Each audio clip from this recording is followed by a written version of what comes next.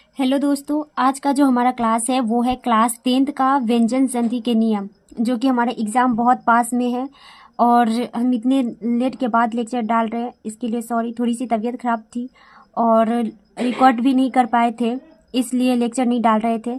इसके लिए बहुत बहुत सॉरी। तो आइए, आज का जो हमारा है वो है व्यंजन संधि के नियम।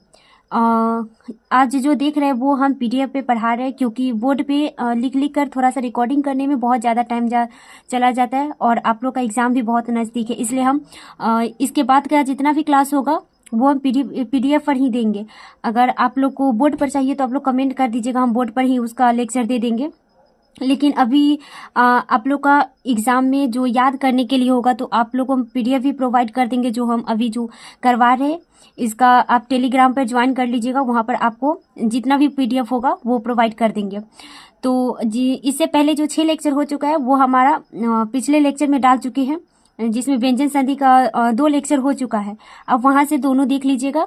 उसके बाद ये वाला नियम है, वैसे मतलब कि वो भी नहीं देखेगा, यहाँ सब भी देखेगा तो आप लोग को समझ में आ जाएगा। और जो एग्ज़ाम में आएगा बस उतना ही आप लोग को पढ़ाएंगे, उससे न ज़्यादा न कम कि ताकि आपका एग्ज़ाम में क्वेश्चन भी ना छूटे। तो पहले देखिए, 7वां नियम हमारा क्या है व्यंजन संधि का। इसमें लिखा गया है वा पदांतस्य। वा पदांतस्य इसका मतलब है यदि म के बाद कोई स्पर्श वर्ण, आप लोग को स्पर्श वर्ण पढ़ाए थे, जब वर्ण प्रकरण पढ़ाए थे उसी में समझाए थे कि स्पर्श वर्ण क्या होता है। अगर आप लोग को याद नहीं होगा तो हम बता दें कि स्पर्श वर्ण होता है हमारा कवर्ग से लेकर पवर्ग तक, यानी कि कवर्ग में क ख ग अंग, फिर चवर्ग का च से लेकर ज्ञ तक हो गया, फिर टवर्ग हो गया ट से लेकर बड़ी न तक, तवर्ग में त से लेकर छोटी न तक, और प वर्ग में प से लेकर म तक। ये हमारा क्या हो गया स्पर्श वर्ण। और स्पर्श वर्ण की संख्या कितनी होती है हमारी 25 होती है। तो इसमें क्या कह रहा है हमारा नियम, यदि म के बाद कोई स्पर्श वर्ण आए तो म का अनुस्वार हो जाता है। क्या हो जाता है म का, यहाँ पर ध्यान दीजिएगा, म का क्या हो जाता है अनुस्वार हो जाता है, या बाद वाले वर्ण का पंचम वर्ण हो जाता है। अब पंचम वर्ण क्या होता है देख लीजिए, आपको यहाँ पर लिखकर बता देते, क ख ग घ और अंग। ये हमारा हो गया कवर्ग का, मतलब कि उसी तरह से हो जाएगा आपका चवर्ग हो जाएगा, और उसी तरह से आपका टवर्ग हो जाएगा, तवर्ग हो जाएगा, और उसी तरह से आपका क्या हो जाएगा पवर्ग हो जाएगा। तो इसका जो मतलब कहने का था पंचम, चवर्ग का क्या होगा ज्ञ हो जाएगा, टवर्ग का बड़ी न, तवर्ग का छोटी न, और पवर्ग का क्या हो जाएगा हमारा म हो जाएगा। तो यदि म के बाद कोई स्पर्श वर्ण है, स्पर्श वर्ण कहने का मतलब हो गया हमारा कवर्ग से लेकर पवर्ग तक आए, तो म का क्या हो जाएगा, किसके बाद आ रहा है म के बाद, तो म का क्या बन जाएगा हमारा अनुस्वार। अनुस्वार कहने का मतलब जैसे अंग होता है, इसके ऊपर ये बिंदु होता है, तो ये हमारा क्या हो गया अनुस्वार। तो ये अनुस्वार हो जाएगा, या बाद वाले वर्ण का, यानी कि म के बाद, इस यहाँ पे एग्जाम्पल से आपको समझा रहे हैं कि म के बाद यदि बाद वाला जो वर्ण जो भी होगा उसका कौन सा वर्ण हो जाएगा पंचम। जैसे अगर क रहेगा म के बाद तो उसका पंचम वर्ण क्या हो जाएगा हमारा अंग। यदि म रहेगा सॉरी यदि ग रहेगा तो उसका भी अंग होगा, या च रहेगा तो उसका ज्ञ हो जाएगा, प रहेगा तो उसका क्या हो जाएगा म हो जाएगा। तो देखिए एग्जाम्पल से समझा रहे हैं। यहाँ पे क्या है हमारा एग्जाम्पल अहम, तो म के बाद क्या आ रहा है, और उसके बाद अहम जो कार, तो म के बाद क्या आ रहा है क आ रहा है, क्या आ रहा है क आ रहा है, तो म का क्या हो जाएगा हमारा यहाँ पे अनुस्वार, पहले तो एक अनुस्वार हो जाएगा, तो इसका क्या बन जाएगा अहम जोड़ कारक का अहंकार। तो ये जो आपका जो क्वेश्चन है अहम जोड़ कारक, ये आपके एग्जाम में पूछा गया है, तो आप लोग ये जरूर याद कर लीजिएगा कि अहम जोड़ कारक का क्या बनेगा अहंकार। और इसके बाद देखिए नियम क्या कह रहा था हमारा कि यदि बाद म के बाद कोई भी स्पर्श वर्ण है तो उसके जो बाद वाला वर्ण है, बाद वाला जो वर्ण है उसका कौन सा वर्ण बन जाएगा हमारा पंचम वर्ण हो जाएगा। तो बाद वाला वर्ण कौन है क है, तो क का पंचम वर्ण हमारा क्या होता है अंग, क्या होता है अंग। तो क्या बन जाएगा इसका, एक बनेगा इसका अहंकार, या दूसरा इसका बन जाएगा अहंकार, यानी कि अंग वाला बन जाएगा, तो क्या बन जाएगा अहंकार। इसको भी अहंकार ही पढ़ेंगे और इसको भी अहंकार पढ़ेंगे। तो एक बार फिर उसके बाद अगला एग्जांपल देखिए, सम जोड़ गम, म के बाद क्या है ग, तो स्पर्श वर्ण में से कोई भी वर्ण आ जाएगा क से लेकर म तक, यानी कि कवर्ग में क से लेके अंग तक कोई भी वर्ण आ जाएगा म के बाद, तो म का क्या हो जाएगा अनुस्वार हो जाएगा, और या तो उसके बाद वाला वर्ण का क्या हो जाएगा पंचम वर्ण हो जाएगा। इतना याद रखिएगा। तो म के बाद क्या रहे ग, तो पहले तो म का पहला एक बनेगा आपका संगम, दूसरा बन जाएगा क्या अंग, इसका ग है, यानी कि बाद वाला वर्ण स्पर्श वर्ण क्या है ग, तो ग का क्या बन जाएगा हमारा अंग, क्या बन जाएगा अंग। तो ये क्या एक हो जाएगा क्या, एक संगमा हो जाएगा, एक संगमा हो जाएगा। तो इसका 2 एग्जाम्पल बन गया। अब देखिए इसका अगला एग्जाम्पल देखिए, किम जोड़ चीतम, म के बाद क्या रहा है, च आ रहा है, म के बाद क्या रहा है, च। तो म का तो पहले अनुस्वार हो जाएगा, क्या हो जाएगा, किंचित। अब देखिए म के बाद स्पर्श वन क्या हो रहा है हमारा, च। तो च का हमारा क्या बन जाएगा, पंचम वन ज्ञ, क्या हो जाएगा, ज्ञ। तो क्या बन जाएगा ये, किंचिता। अगर दूसरा देखो, उसके बाद अगला एग्जाम्पल देखो, पम जोर चम। तो पम जोर चम में क्या बन जाएगा, म का तो पहले अनुस्वार हो जाएगा, तो म का अनुस्वार हो जाएगा, यानी कि उसके पहले वाले जो वन होगा उस पे आ जाएगा अनुस्वार। यहाँ पे देखिए, एक मिनट, एक और यहाँ पे आप थोड़ा सा दिमाग लगाइएगा। तो देखिए जो म है तो उसका जो म का अनुस्वार है वो क्या है, उससे पहले वाले वन पे आ गया है। तो देखिए यहाँ पे अहम में क्या है, ह के पहले आ गया, ह पे आ गया। यहाँ पे म का अनुस्वार किस पे आ गया, स पे। यहाँ पे म का अनुस्वार किस पे आ गया, की पे। और यहाँ का म का अनुस्वार किस पे आ जाएगा, प पे। तो क्या बन जाएगा हमारा, पंचमम। तो पम जोड़ चम क्या बन जाएगा, इसका पंचम। यानी कि म के बाद कोई भी स्पर्श वर्ण आए तो म का क्या हो जाएगा, अनुस्वार हो जाएगा, या तो उसका पंचम वर्ण ज्ञ हो जाएगा। एक बार फिर से समराइज कर रहे हैं, अगर आप लोग को समझ में नहीं आया होगा तो फिर से आप लोग एक बार फिर से सुनिए। वा पदांतस्य, यदि म के बाद कोई स्पर्श वर्ण, स्पर्श वर्ण कहने का मतलब यहाँ पे लिख दिए क वर्ग से लेकर प वर्ग तक, क वर्ग से लेकर प वर्ग तक, ये सब हमारा क्या है, स्पर्श वर्ण है। क्या है, ये सब स्पर्श वर्ण है। तो क वर्ग से लेकर प वर्ग तक कोई भी यदि म के बाद कोई स्पर्श वर्ण यानी कि क से लेकर प वर्ग तक आए तो म का क्या हो जाएगा, अनुस्वार हो जाएगा। और अनुस्वार किस पे आएगा, जो म के पहले वाला वन हो जाएगा उस पे आ जाएगा। इतना याद रखिएगा कि म से पहले वाला जो वन आएगा उस पे अनुस्वार हो जाएगा। या बाद वाले वन यानी कि म के बाद वाला जो वन होगा, यानी कि क वर्ग से लेकर यानी कि प वर्ग तक के बीच का कोई भी वन हो जाएगा तो उसी वर्ण का कौन सा वन हो जाएगा, पंचवर्ण। अगर क रहेगा तो क का क्या होगा, अंग। अगर ग रहेगा तो ग का अंग। अगर मान लीजिए कि च रहेगा तो उसका ज्ञ हो जाएगा। मान लीजिए च की जगह पे छ आ जाएगा तो क्या हो जाएगा, उसका ज्ञ हो जाएगा। पम की जगह पे अगर सॉरी यहाँ पे आ गया, मान लो कि प आ गया तो प का क्या हो जाएगा, हमारा पंचम वर्ण म हो जाएगा। क्या हो जाएगा, म हो जाएगा। तो ये था हमारा व्यंजन संधि का एक नियम, वा पदांतस्य, जो कि समझा दिए। इसमें एक जो क्वेश्चन है अहम जोरकार है, ये पूछा क्या क्वेश्चन है, तो ये याद रखिएगा। आप लोग बस इतना याद रखिएगा, इसका जो एग्जाम्पल कैसे बनता है। जैसे कि आप लोग से एग्जाम में पूछा जाएगा कि अहंकारा का संधि विच्छेद क्या होगा, तो आप लोग का जवाब क्या होगा, अहम जोरकारा। या इस तरह से पूछा जाएगा कि अहम जोरकारा का संधि क्या होगा, इसका दोनों जोड़कर बनाएंगे तो कौन सा नया वर्ड बनेगा, तो कौन सा बनेगा, अहंकारा। तो आप लोग को देखिए कंफ्यूजन करने के लिए ये भी दे देगा और ये भी दे देगा, तो आपका क्या हो जाएगा, दोनों आंसर सही होगा। अगर मान लीजिए कि अगर ये और ये दोनों दे दिया ऑप्शन ए और ऑप्शन बी में, और एक ऑप्शन सी दे दिया आपका ए और बी दोनों, और इनमें से कोई नहीं, तो क्या हो जाएगा आपको दोनों आंसर, अहंकारा ये भी हो जाएगा, और क्या था क का अंग, तो ये भी हो जाएगा अहंकारा, यानी कि दोनों आंसर होगा। इस तरह से पूछा जाएगा कि सम जोड़ गमा का संधि करके लिखेंगे तो क्या हो जाएगा, संगमा, या संगमा का संधि विच्छेद करके लिखेंगे तो क्या हो जाएगा, सम जोड़ गमा। तो आप लोग से ये नहीं पूछा जाएगा कि व्यंजन संधि के वा पदांतस्य का कौन मतलब कि नियम क्या है या इसका उदाहरण क्या है। इस तरह से पूछा जाएगा कि अहम जोड़ कारक का संधि करेंगे तो क्या बनेगा, अहंकारा, या अहंकारा का संधि करेंगे तो क्या बनेगा, संधि विच्छेद करेंगे तो अहम जोड़ कारक। ये आप लोग को समझ में आ गया। अब देखिए अगला नियम क्या है हमारा, अगला नियम है जो हमारा वो है 8वां नियम, छेचा। छेचा पदांता द्वा, क्या है, छेचा पदांता द्वा क्या है, हर्ष स्वर।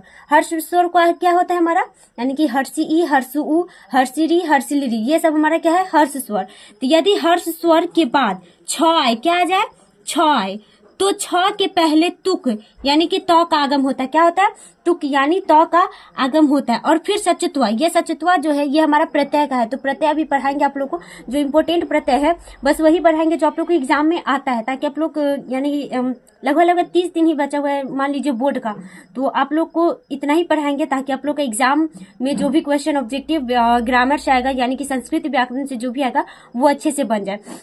तो इतना नहीं समझना है, फिर देख इतना नहीं समझना है कि हमको मतलब कि ज़्यादा बहुत डीपली पढ़ना है, वो नहीं, बस आप लोग को एग्जाम में क्वेश्चन बन जाए। एक खुद ही हम लेट है वो हो गए हैं मतलब लेक्चर डालने के लिए, इसके लिए बहुत सॉरी। लेकिन कोशिश कर रहे हैं कि पूरा 5 से 6 दिन में जितना भी लेक्चर ग्रामर का वो सारा डाल दे आप लोग को, ताकि आप लोग यानी कि 20-25 दिन भी बचेगा उसमें आप लोग अच्छे से उसको रिवीजन कर लीजिएगा। तो देखिए यहाँ पे क्या है, छेचा पदांत्वा द्वा, यानी कि हर्ष स्वर के बाद छ आए तो छ के पहले तुक, यानी कि तुक कहने का मतलब त का आगम हो जाएगा, यानी कि हर्ष स्वर के बाद अगर छ आ जाएगा तो उसे तुक यानी कि त बन जाएगा, आगम हो जाएगा। आगम कहने का मतलब आ जाएगा। फिर सचत्वा के नियम से तो स्थान में, यानी कि तो स्थान में क्या हो जाएगा, च हो जाएगा। तो देखिए एग्जाम्पल से समझते, इस तरह से आपको समझ में नहीं आएगा। परी जोड़ छेदा, तो क्या कह रहा है हमारा कि यदि हर्ष स्वर, तो हर्ष स्वर क्या है, र से पहले देखो ये हर्षिकार है, क्या है, हर्षिकार। तो हर्ष स्वर के बाद क्या कह रहा है हमारा नियम कि छ है, क्या कर रहा है, छ है। तो क्या आ रहा है हमारा छ, तो छ आएगा तो क्या बन जाएगा हमारा, छ आएगा तो उससे पहले क्या बन जाएगा, छ का हमारा, छ के पहले त बन जाएगा। लेकिन सचुतवा के नियम से तो के स्थान पर क्या हो जाएगा, च। तो देखो परि, इसका बनना चाहिए था परित छेद, यानी कि सॉरी परितेद बनना चाहिए, यानी कि त बन जाएगा। लेकिन त के जगह पे क्या हमारा बन गया, सचुतवा के नियम से च आ जाएगा। तो क्या बन जाएगा, परि जोड़ छेदा, क्या बन जाएगा, परिछेदा। उसके बाद देखिए साला जोड़ छादनम, यहाँ पे आप लोग बोलिएगा कि हर्ष स्वर तो नहीं है आकार, तो अकार आ रहा है ना, आकार एक मतलब एक तरह से समझ लीजिए कि ये एक्सेप्शन है। तो क्या हो जाएगा आपका साला छादनम, क्या हो जाएगा, साला छादनम। वी क्या है, हर्ष स्वर, उसके बाद छ आ रहा है तो क्या हो जाएगा, इससे पहले तो आकर, तो ना आकर उससे पहले क्या आ जाएगा, तो आएगा ही। लेकिन सचुतवा के नियम से क्या बन जाएगा हमारा, च। तो क्या हो जाएगा, विच्छेदा। तरु जोड़ छाया, हर्षुकार है तो क्या हो जाएगा, यहाँ पे च आ जाएगा, तो क्या बने जाएगा, तरु छाया। दूसरा क्या, अगला एग्जाम्पल क्या है, स्व जोड़ छंदा, तो क्या बन जाएगा इसका, स्वछंदा, क्या बन जाएगा, स्वछंदा। अगला देखो राज जोड़ छत्रम, तो क्या बन जाएगा इसका, राज छत्रम। शिव जोड़ छत्रम, क्या बन जाएगा, शिव छत्रम। तो एक तरह से इसका शॉर्टकट ट्रिक है कि यदि हर्ष स्वर, एक यहाँ पे एक्सेप्शन है ये वाला साला जोड़ा छंद्री, यानी कि अकार आता है हमारा हर्ष स्वर, आ जो आ जाएगा वो हमारा दीर्घी में आता है, यानी कि एक ए उसमें दो मात्रा लग गया, क्या लग गया हमारा, दो मात्रा लग गया।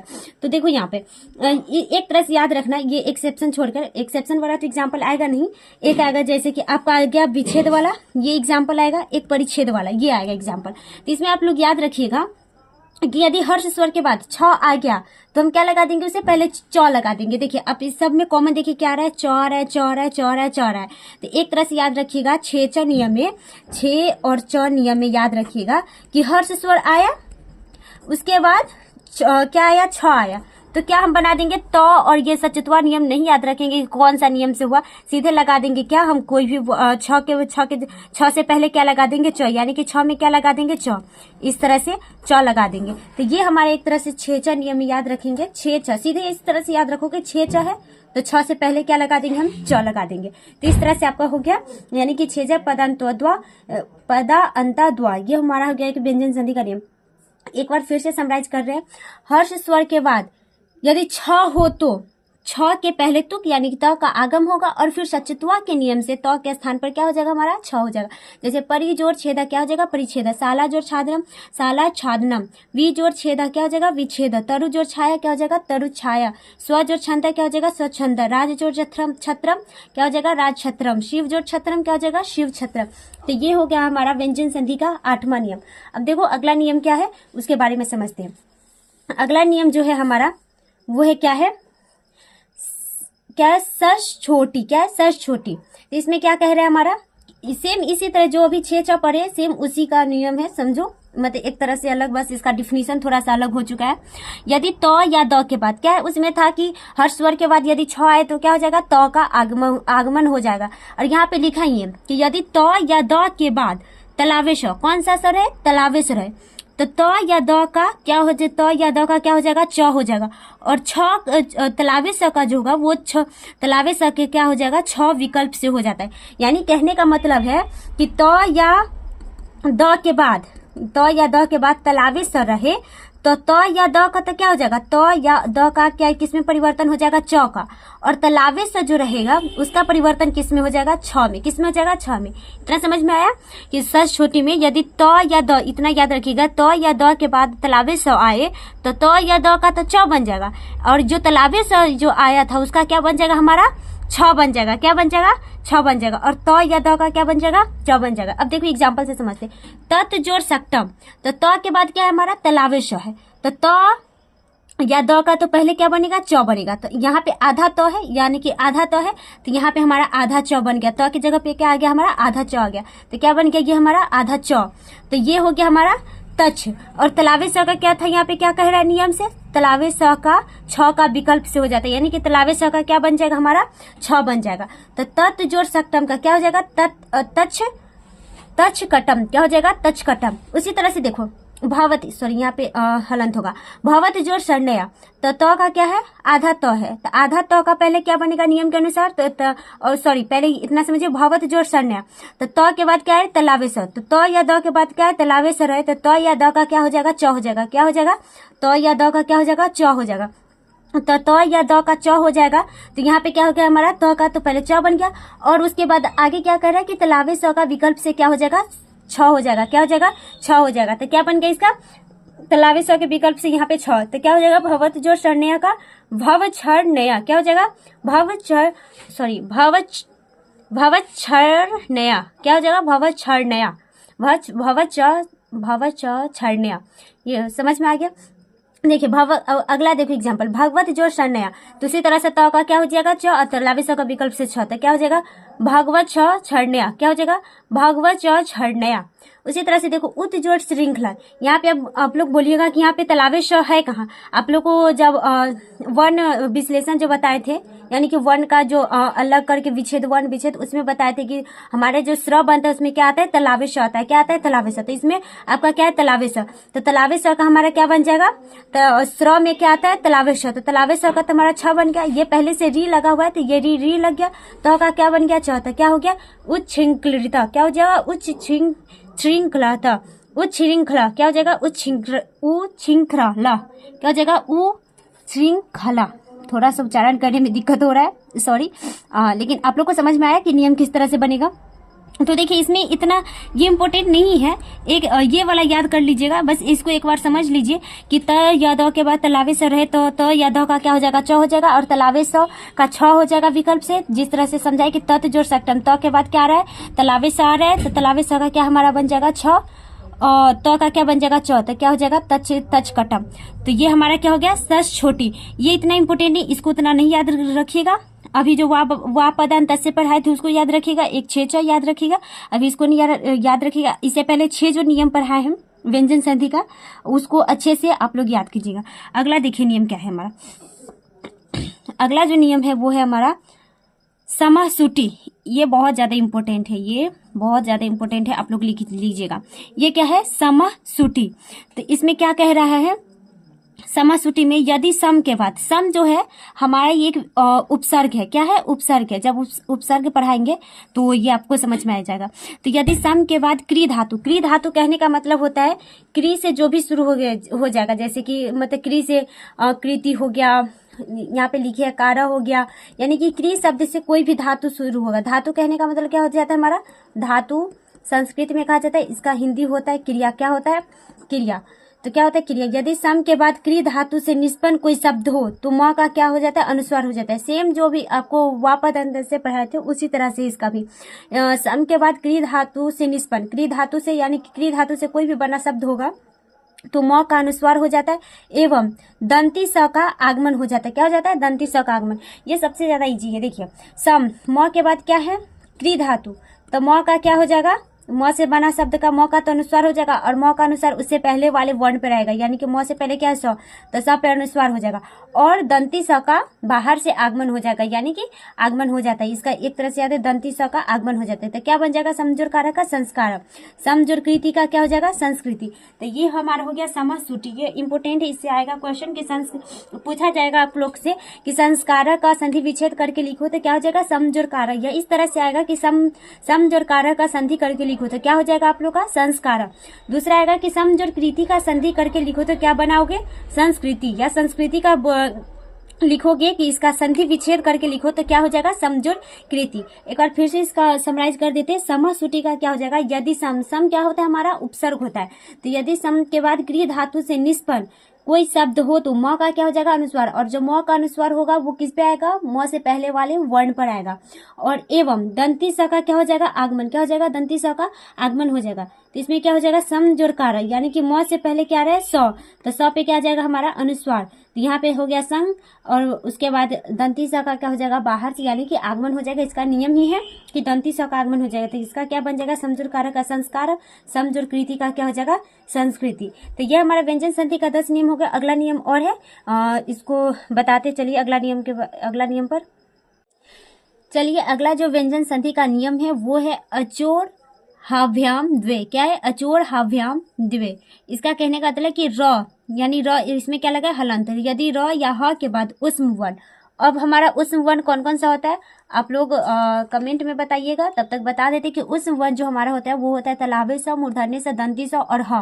क्या होता है उष्म वर्ण, यहाँ पर लिख देते हैं, आप लोग याद कर लीजिएगा कि क्या होता है। क्या होता है हमारा तलावे स, मूर्धन्य स, दंती स और क्या होता है हमारा ह होता है। ये हमारा क्या हो गया, हमारा उष्म वर्ण। तो उष्म वर्ण कौन कौन सा होगा हमारा, तलावे स, मूर्धन्य स, दंती स और ह। वर्णों को छोड़कर अन्य व्यंजन वर्ण, यानी कि र या ह के बाद उष्म वर्ण जो होगा, यानी कि तलावे से, मूर्धन्य से, दंती से, ह, इनको छोड़कर अन्य व्यंजन वर्ण, यानी कि कोई भी व्यंजन वर्ण आ जाए, यानी कि क वर्ग से लेकर प वर्ग तक, और उसके बाद जो हमारा हो गया अंतस्थ वर्ण वो भी आ जाए, तो वो आ जाएगा। तो विकल्प से क्या हो जाएगा, द्वित्व। द्वित्व कहने का मतलब डबल, क्या हो जाता है, द्वित्व का मतलब दुगुना, क्या हो जाता है इसका मतलब दुगुना, दुगुना हो जाता है। देखिए कर्म, तो कर्म में क्या है हमारा, इसका म, यानी कि र आ रहा है, तो र आ रहा है तो इसका सीधे उससे र आ रहा है, तो उसका जो वर्ण है जिसपे मतलब कि र कार है, यानी कि म पे र कार है, तो म का क्या हो जाएगा हमारा द्वित्व हो जाएगा, यानी कि जो व्यंजन वर्ण आएगा उसका क्या हो जाएगा, द्वित्व हो जाएगा। तो इसका क्या हो जाएगा कर्म। सर्वम, सर्वम का क्या हो जाएगा सर्वम। अर्चना का क्या हो जाएगा, इसमें द्वित्व हो जाएगा, तो अर्चना। ये उतना इंपॉर्टेंट नहीं है, तो उतना याद नहीं कीजिएगा कि ये एग्जाम में आएगा ही क्वेश्चन, लेकिन फिर भी एक बार समझ लीजिए, ताकि आप लोग को अगर बाई चांस आ भी गया, थोड़ा सा पढ़े रहिएगा तो बन जाएगा क्वेश्चन। तो देखिए अचोर हव्याम द्वे में क्या हो जाएगा, यदि र और ह के बाद उष्म वर्ण कहने का आता है तलावे से, मूर्धन्य से, दंती से और अह को छोड़कर अन्य व्यंजन वर्ण। अन्य व्यंजन वर्ण कहने का मतलब क वर्ग से लेकर प वर्ग तक, और उसके बाद जो हमारा हो जाएगा अंतस्थ वर्ण। अंतस्थ वर्ण कहने का मतलब य, र, ल और व आए तो विकल्प से क्या हो जाएगा हमारा द्वित्व हो जाएगा। क्या हो जाएगा, द्वित्व हो जाएगा। तो यहाँ पे हमारा क्या है, म है, तो म हमारा क्या है, कोई भी व्यंजन वर्ण है, ये हमारा उष्म वर्ण नहीं है, तो म का द्वित्व हो जाएगा, तो क्या हो जाएगा कर्म। और यहाँ पे क्या है हमारा र है, यानी कि र, म पे क्या है, र है, तो क्या हो जाएगा इसका द्वित्व हो जाएगा, तो म का क्या हो जाएगा कर्म। सर्वम का क्या हो जाएगा सर्वम। अर्चना का क्या हो जाएगा अर्चना। तो ये समझ में आया आप लोग को कि किस तरह से होगा।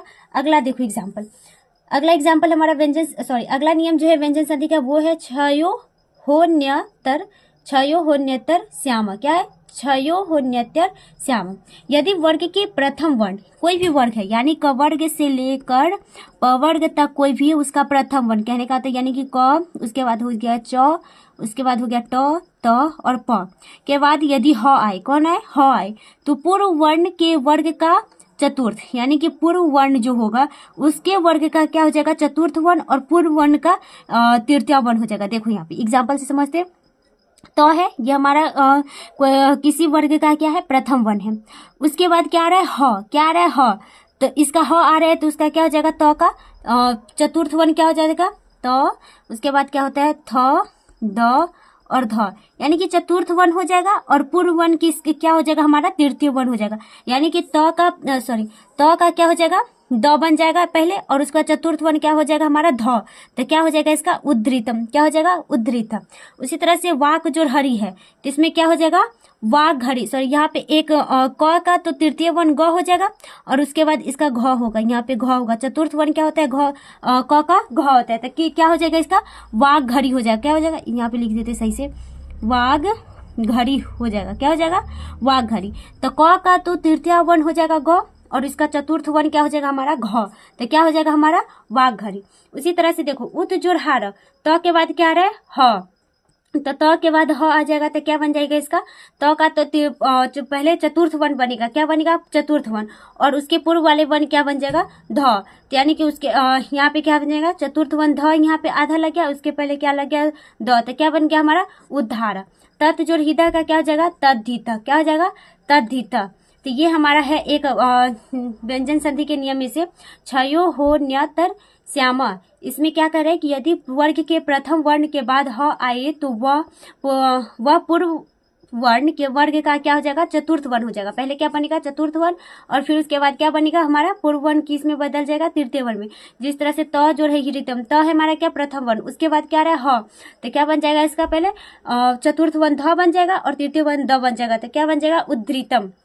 उसके बाद क्या जाएगा क क्या है हमारा प्रथम वर्ण, तो इसका तृतीय वर्ण क्या हो जाएगा ग, और चतुर्थ वर्ण क्या हो जाएगा घ, तो क्या बन जाएगा वाघरी।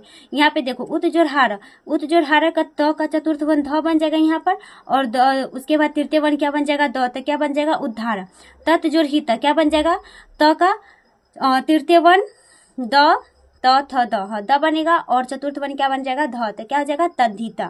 तो ये हमारा हो गया एक व्यंजन संधि का नियम, छयो हो नेतर श्यामा, क्या हो जाएगा छयो हो नेतर श्यामा का, यानी कि कोई भी प्रथम वर्ण है, यानी कि कोई भी वर्ग है उसका प्रथम वर्ण आए और उसके बाद ह आए तो पूर्व वर्ण के वर्ग का क्या बन जाएगा हमारा चतुर्थ वर्ण, और पूर्व वर्ण के उसके बाद क्या बन जाएगा तृतीय वर्ण बन जाएगा। तो ये हमारा एक नियम था। अगला नियम देखो, अभी जो पढ़ाए 11वां नियम जो पढ़ाए थे, अचोर हयाभ्यम देव और छयो हो नेतरस्यम, आप लोग के पास टाइम नहीं है, इन दोनों को आप लोग छोड़ दीजिएगा क्योंकि इससे क्वेश्चन थोड़ा सा कम आता है, ये इतना इंपॉर्टेंट नहीं है। अगला जो नियम पढ़ा रहे हैं वो बहुत ज़्यादा इंपॉर्टेंट है, तो देखिए इसके बारे में समझते हैं। ये हमारा इंपॉर्टेंट है, इसमें क्या है सटो सटुना सटु, क्या है सटो सटुना सटु। यदि मूर्धन्य स के बाद त या थ आए, क्या है इतना याद रखिएगा, यदि मूर्धन्य स के बाद त या थ आए तो ट क्रमशः क्या हो जाएगा हमारा ट या ठ आ जाएगा। कहने का मतलब मूर्धन्य स है, इसके बाद यदि इसके बाद त या थ आ जाएगा तो त का क्या बन जाएगा हमारा ट बन जाएगा, और थ का क्या बन जाएगा हमारा ठ हो जाएगा। तो देखिए एग्जाम्पल से समझते हैं, उत्कृष्ट मूर्धन्य स के बाद त आ रहा है तो त का क्या हमारा बन जाएगा नियम से ट बन जाएगा, तो क्या बन गया ट, तो क्या बन जाएगा और ट बन जाएगा, तो इसका क्या बन जाएगा उत्कृष्ट, क्या हो जाएगा उत्कृष्ट। सस जोड़ थ, तो थ का क्या बन जाएगा हमारा ठ बन जाएगा नियम से, तो सस जोड़ थ का क्या बन जाएगा षष्ठ। उसी तरह से पृष्ठ जोड़ थम का, तो थ का क्या बन जाएगा हमारा ठ नियम के अनुसार से, तो क्या बन जाएगा पृष्ठ। ये बहुत ज्यादा इंपॉर्टेंट है, तो ये याद रखिएगा आप लोग से क्वेश्चन इसमें शायद ये वाला पूछा गया है पिछले साल, मतलब पिछले साल नहीं से 1-2 साल पहले, तो ये PYQ का ही क्वेश्चन है। तो इस तरह से आप लोग याद कीजिएगा। सटो सटुना सटु का यदि मूर्धन्य श के बाद त या थ आए तो क्रमशः ट क्या हो जाएगा हमारा त का ट बन जाएगा, और थ का क्या बन जाएगा थ ठ। तो देखिए यहाँ पे उत्कृष्ट जोड़ थ का क्या हो जाएगा उत्कृष्ट, सस जोड़ थ का क्या हो जाएगा षष्ठ, और पृष्ठ जोड़ थम का क्या हो जाएगा हमारा पृष्ठ। यानी कि थ का यहाँ पे लिख दिए कि स के बाद त या थ आए तो त का ट, और थ का क्या बन जाएगा ठ, क्या बन जाएगा ठ। तो इस तरह से याद कीजिएगा कि मूर्धन्य स के बाद त या थ आए तो त का ट और थ का ठ हो जाएगा। जिस एग्जाम्पल हो गया हमारा उत्कृष्ट जोड़ था उत्कृष्ट, सस जोड़ था षष्ठ, पृष्ठ जोड़ थम पृष्ठम। ये हो गया हमारा सटो सटुना सटु का नियम। अगला नियम समझते हैं, इसका क्या है देखो यहाँ पर, यह भी उतना इम्पोर्टेंट नहीं है लेकिन फिर भी एक बार समझा देते। देखिए अंगो मोहर्स्वा दची अंगुमुना नित्यम, ये थोड़ा सा इजी है, अंगो मोहर्स्वा दची अंगुमुना नित्यम। अब देखिए इसका नाम क्या है, उतना बड़ा नाम मत याद कीजिएगा, इसका नियम समझते हैं। यदि हर्ष स्वर के बाद पद के अंत में यदि हर्ष स्वर क्या हो गया हमारा, हर्ष स्वर हमारा हो गया अ ई उ री ली, यानी कि हर्षिकार जो हो गया हमारा सो अ ई उ री ली। तो यदि हर्ष स्वर के बाद पद के अंत में अंग या न आए न हो तो बाद में कोई स्वर हो तो अंग न और न का क्या हो जाएगा द्वित्व हो जाएगा, क्या हो जाएगा हमारा द्वित्व। यानी हर्ष स्वर के पद के अंत में यानी कि हर्ष स्वर हो जाएगा और उसके पद के अंत में क्या होगा हमारा, यानी कि न या अंग छोटी ना और बड़ी ना हो तो बाद में कोई स्वर हो, यानी कि कोई भी स्वर हो जाएगा, यानी कि ये उसके बाद कोई भी स्वर हो। कहने का मतलब इसका देखिए यहाँ पे समझा देते, अंग न या न ये किसके बाद आएगा हर्ष स्वर कहने यहाँ पे लिख देते हर्ष स्वर के बाद अंग न या न आए और इसके बाद कोई स्वर आए, इसके बाद कोई स्वर आए, इसके बाद कोई स्वर आए, इसके बाद कोई स्वर, हर्ष स्वर के बाद अंग न या न आए, यानी इसके पद के अंत में कोई भी, जैसे ये पद है धावना है, तो यहाँ पे देखो यहाँ पे धाव है, न से पहले क्या है वो हमारा क्या अ आता है, वो में क्या आता है वो में अ आता है, तो उसके बाद क्या है न, तो न आ गया और उसके बाद कोई भी स्वर, यानी कि न के बाद कौन सा स्वर है आकार ही, कहने का तो कोई भी स्वर आ ई हर्षी री दीर्घी री कुछ भी आए तो क्या हो जाएगा हमारा अंग न और न का द्वित्व कहने का मतलब अभी थोड़ी देर पहले समझाए थे, द्वित्व कहने का मतलब दुगुना, क्या होगा दुगुना, क्या हो जाएगा इसका मतलब दुगुना, तो इसका कहने का था क्या हो गया दुगुना। तो देखो एग्जाम्पल से समझते हैं, धावन जो अगस्त थी न से पहले क्या है वह हमारा क्या है, हर्ष स्वर। हर्ष स्वर के बाद क्या आ रहा है हमारा, न, और उसके बाद कोई भी स्वर आ रहा है यानी कि आ, तो इसका न का क्या हो जाएगा, द्वित्व, तो क्या हो जाएगा, धावन्ना गस्ती। तो धावन जो अगस्ती का क्या हो जाएगा, धावन्ना गस्ती। उसी तरह से देखो पातियान, पातियान जो इव क्या हो जाएगा, पातियनिव, क्या हो जाएगा, पातियनिव, क्या हो जाएगा, पातियनिव। अगला देखो समझते, प्रत्यंग जो आत्मा, अंग से पहले क्या है, य में कौन सा स्वर आ रहा है, अ, तो अ के बाद क्या है, अंग, और अंग के बाद कौन सा स्वर आ रहा है हमारा, आ, तो अंग का द्वित्व हो जाएगा तो क्या हो जाएगा, प्रत्यंग अंग आत्मा, क्या हो जाएगा, प्रत्यंग अंग आत्मा। उसी तरह से देखो सुगन जोड़ ईसा, तो इसका क्या हो जाएगा, सुगनीसा, यानी कि न है, न से पहले क्या है, ग है, ग में हमारा कौन सा स्वर आता है, अ आता है, और अ के बाद क्या कह रहा था हमारा नियम, यदि हर स्वर के पद के अंत में न आए तो न आ रहा है, और न के बाद कोई भी स्वर क्या आ रहा है हमारा, दीर्घ ई आ रहा है, तो न का द्वित्व हो जाएगा, तो क्या बन जाएगा यहाँ पे द्वित्व होगा, सुगनिसा, सुगन निशा, क्या हो जाएगा, सुगनिशा। एक बार फिर से समराइज कर रहे, अंगो मो हर्षवा दची अंगमुना नित्यम। इसका क्या कह रहा है कि यदि हर्ष स्वर के बाद पद के अंत में, यदि हर्ष स्वर यानी कि ये पूरा धावन एक पद हो गया, इसके हर्ष स्वर के पद के अंत में अंग, न और न यानी कि छोटी न और बड़ी न हो तो हो, और बाद में कोई स्वर यानी कि इस न के बाद कोई भी स्वर आ जाएगा तो अंग, न और न का द्वित्व हो जाएगा। द्वित्व कहने का मतलब दुगुना हो जाएगा। एग्जाम्पल क्या हो जाएगा हमारा, धावन जोड़ अगस्ती, क्या हो जाएगा, धावनागस्ती। पात्यान जोड़ इव, क्या हो जाएगा, पात्यानिव। उसके बाद क्या हो जाएगा, प्रत्यंग जोड़ आत्मा, क्या हो जाएगा, प्रत्यंगात्मा। सुगन जोड़ ईसा का क्या हो जाएगा, सुगनीशा। यहाँ पे यानी कि जितना भी नौ वाला है उसका क्या हो गया हमारा, द्वित्व यानी कि दुगुना हो गया। तो ये समझ में आया। अब देखिए हमारा व्यंजन संधि का सबसे लास्ट नियम है, इसके बारे में समझते हैं। देखिए व्यंजन संधि का सबसे लास्ट नियम क्या है हमारा, ओ मांगो अच्छा, क्या है, ओ मांगो अच्छा। इसमें कहने का मतलब है आ और माँ के पश्चात छ आए। अभी जो परिच्छेद वाला जो नियम पढ़े थे, छह चक्कर के नियम, उसी तरह से ये भी आ और माँ के पश्चात छ रहने से उसके पूर्व क्या आ जाएगा, च आगमन हो जाएगा, यानी कि आ या माँ रहेगा। इस तरह से फिर से एक ही एग्जाम्पल है, दो ही एग्जाम्पल है, आ और माँ रहे और उसके पश्चात क्या रहे, छ रहे, रहने से तो उसके पूर्व क्या आ जाएगा, च आ जाएगा। तब माँ है, उसके बाद क्या है, छ है, तब माँ छ से पहले क्या आ जाएगा, च, तो क्या बन जाएगा, माँ छा देती, क्या हो जाएगा, माँ छा देती। आ है, उसके बाद क्या है, छ, तो छ से पहले च आ जाएगा, तो क्या बन जाएगा, आच्छा देती।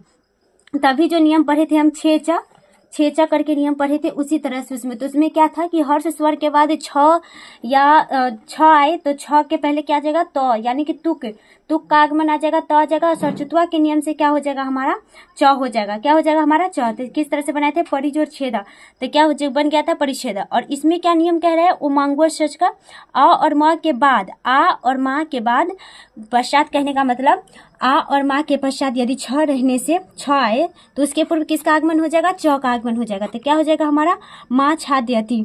उसके बाद क्या हो जाएगा, आज जो छाद्यति के आज छाद्यति। तो ये हमारा व्यंजन संधि का नियम था। इससे पहले 2 लेक्चर में पढ़ा चुके हैं व्यंजन संधि किसे कहते हैं, उसके नियम कितने हैं उसके बारे में। तो 6 नियम आप लोग को 2 लेक्चर जिसमें पढ़ाया, मुश्किल से 20 मिनट या 25 मिनट का ही लेक्चर होगा, ज़्यादा देर का लेक्चर नहीं है। तो आप लोग उतना 10 मिनट भी रोज देखिएगा, तो अभी आप लोग के पास 30 दिन है, तो 10-10 मिनट में आप लोग का लगभग सारा खत्म हो जाएगा, जितना भी संधि है वो। तो ये हमारा था व्यंजन संधि का लास्ट नियम। तो व्यंजन संधि आप लोग का खत्म हो चुका है। ये जो PDF अभी पढ़ाए हैं, इसका जो PDF पूरा पेज हम टेलीग्राम पे डाल दे रहे हैं। टेलीग्राम का जो लिंक होगा वो आपको डिस्क्रिप्शन बॉक्स में मिल जाएगा, आप वहां से उसको ज्वाइन कर लीजिएगा, ताकि आप लोग को जो नोट्स आप लोग इसका बनाइएगा मत, इसका प्रिंट आउट निकाल लीजिएगा, ताकि आप लोग का टाइम बच जाए और याद करने में भी आसानी रहे। और आप लोग का जो अगला जो संधि होगा वो होगा हमारा विसर्ग संधि।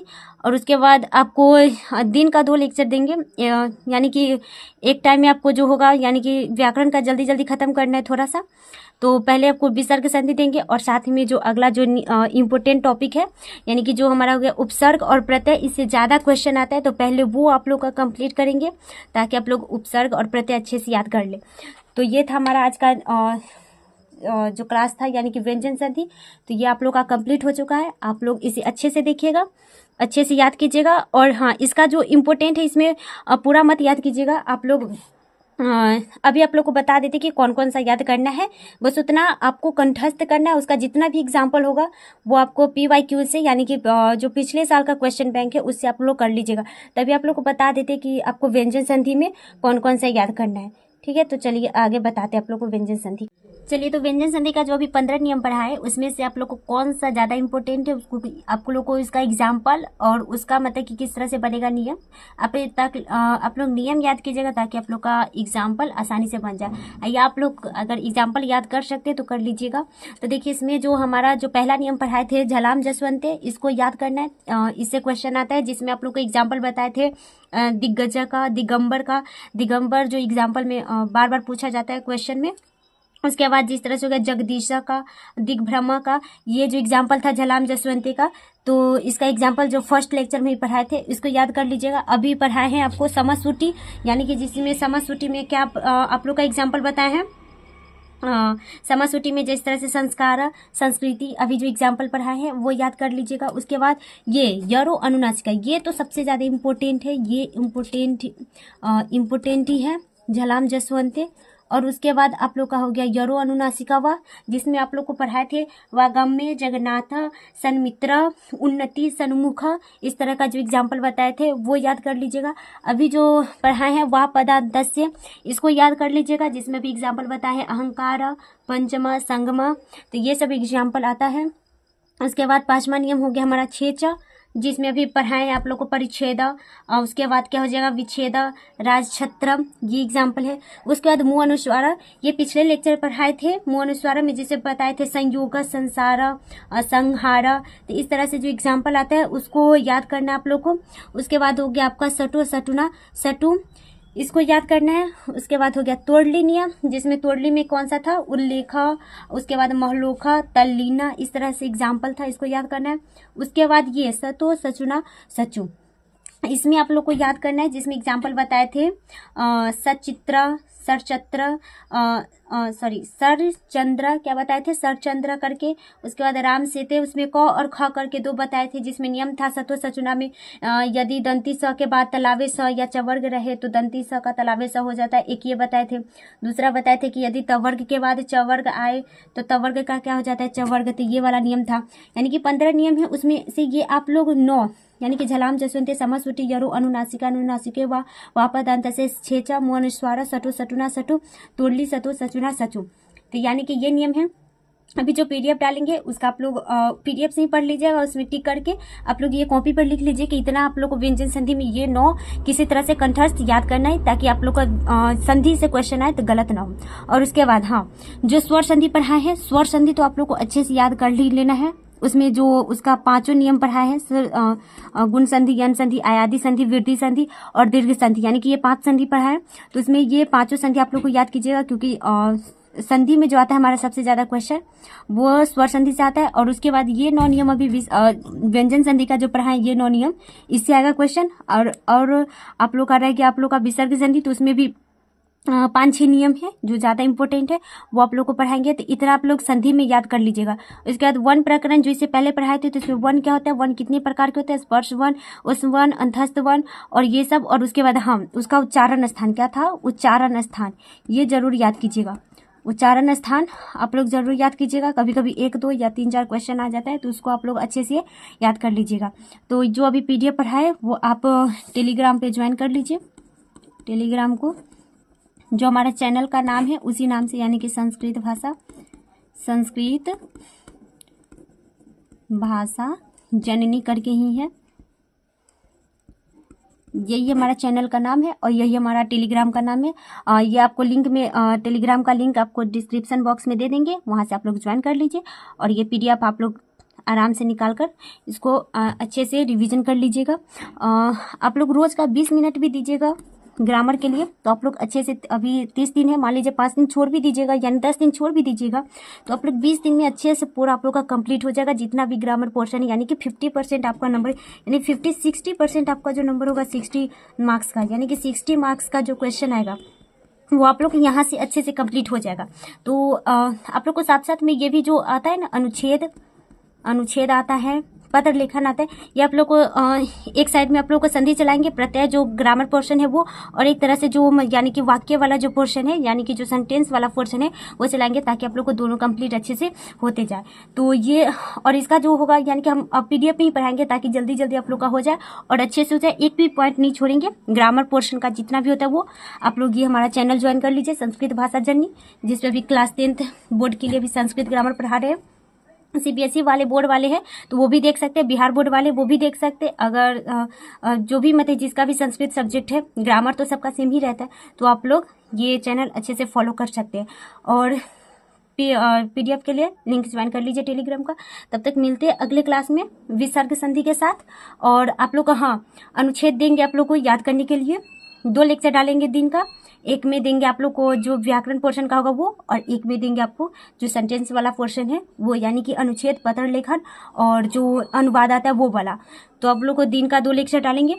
आप लोग मतलब कि दिन का कम से कम 1 घंटा भी, यानी कि 20-20 मिनट, 1 घंटा नहीं तो 20-20 मिनट भी आप दीजिएगा दोनों पोर्शन के लिए, तो आराम से आप लोग का ग्रामर हो जाएगा। तो मिलते हैं अगले क्लास में, तब तक के लिए बाय।